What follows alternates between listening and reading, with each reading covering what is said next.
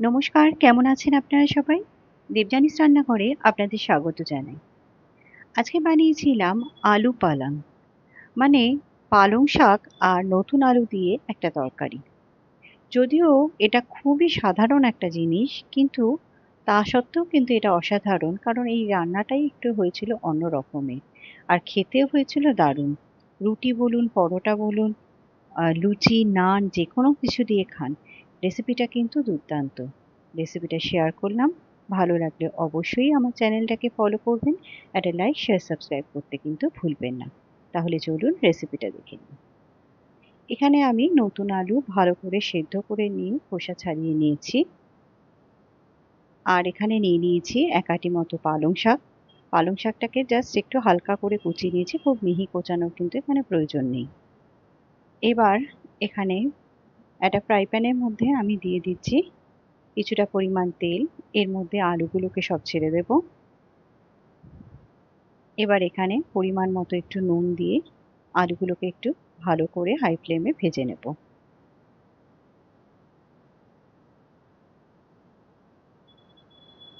আলুগুলো দেখুন এখানে খুব সুন্দর মতো ভাজা হয়ে গেছে, এগুলোকে তুলে রাখবো। আর এই তেলের মধ্যেই আমি পালং শাকটাকেও পুরোটা ছেড়ে দিচ্ছি। এবার এখানে একটুখানি নুন দিয়ে এটাকে একটু ভাজা ভাজা হতে দেব। এটা ঢাকার কিন্তু কোনো প্রয়োজন নেই, এটা এমনিতেই জল ছেড়ে যাবে।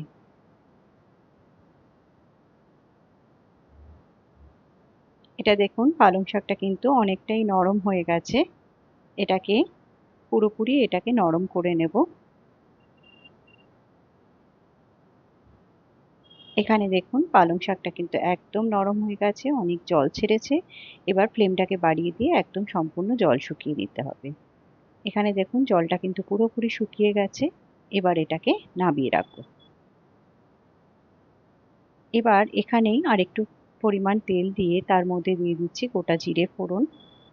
জিরেটাকে একটু হালকা ভেজে নেব।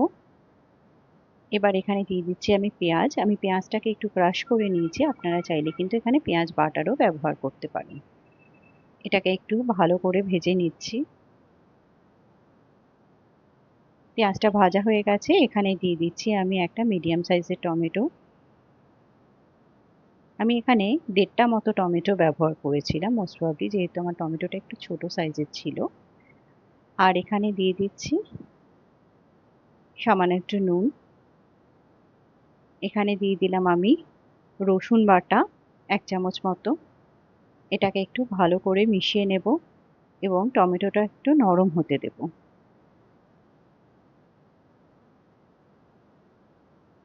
আমি এখানে কিছুটা পরিমাণ জল দিয়ে দিচ্ছি যাতে টমেটোটা তাড়াতাড়ি নরম হয়ে যায়।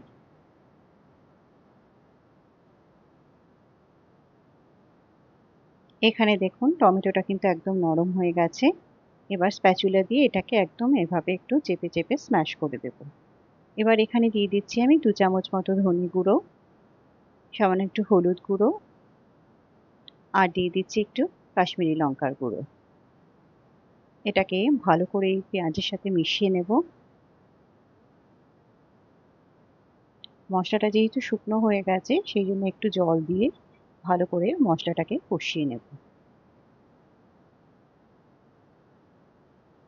মশলাটা ততক্ষণ কষাবো যতক্ষণ না এটার থেকে তেল ছেড়ে দিচ্ছে। এখানে দিয়ে দিচ্ছি আমি কাঁচা লঙ্কা।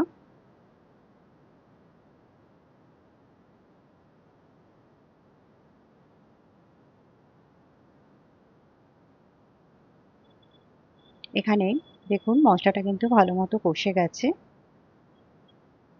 এবার এখানে আলুগুলোকে ছেড়ে দিচ্ছি। আলুর সাথে এই মশলাটাকেও ভালো করে একটু কিছুক্ষণ কষিয়ে নেব।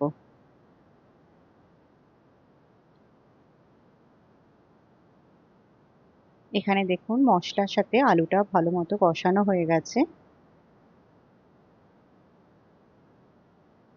এবার এখানে আমি ১.৫ টেবিল স্পুন মতো টক দই একটু ফেটিয়ে রেখেছিলাম, সেটা এখানে দিয়ে দিলাম। আর বাটিটা ধুয়ে একটুখানি জলও এখানে দিয়ে দেব। এবার এটাকে ভালো করে মিশিয়ে নেব।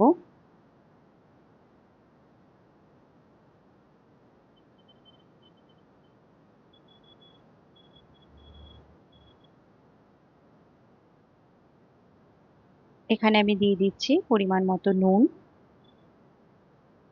আর দিয়ে দিচ্ছি একটু চিনি। চিনিটা কিন্তু স্কিপ করবেন না, চিনি কিন্তু একটু দেবেন, এটাতে ভালো লাগবে খেতে। এটাকে ভালো করে মিশিয়ে নিচ্ছি। এবার এটাকে ভালো করে ফুটতে দেব। এটা দেখুন ভালো মতো ফুটে উঠেছে। এবার ভেজে রাখা পালং শাকটা এর মধ্যে দিয়ে দিলাম।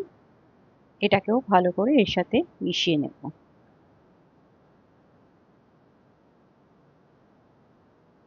এখানে দেখুন এটা বেশ ভালো মতো ফুটে উঠেছে। এবার এখানে দিয়ে দিচ্ছি আমি 1 টেবিল স্পুন মতো একটু ময়দা, আর দিয়ে দিচ্ছি এখানে কাসুরি মেথি একটু হাতে ঘষে, দিয়ে দিচ্ছি একটু গরম মশলার গুঁড়ো, আর দিয়ে দিচ্ছি 2 টেবিল স্পুন মতো একটু ফ্রেশ ক্রিম, আর 1 চামচ বাটার। এই সব কটাকে এবার ভালো করে একটু মিশিয়ে নেব। এবার এটা একবার ভালো করে ফুটে উঠলেই কিন্তু রান্নাটা একদম রেডি হয়ে যাবে। এটা কিন্তু ভালো মতো ফুটে গেছে। নিন, তৈরি হয়ে গেল খুব সহজেই। এটা কিন্তু হতে বেশি সময়ও লাগে না, আর একটু অন্যরকমই লাগবে এটা খেতে। অবশ্যই একবার বাড়িতে ট্রাই করবেন, না খেলে কিন্তু এটা স্বাদটা বুঝতে পারবেন না। আর যেকোনো কিছু দিয়েই খান, গরম গরম রুটি, লুচি, পরোটা, ভীষণই ভালো লাগবে। আশা করি রেসিপিটা আপনাদের ভালো লেগেছে।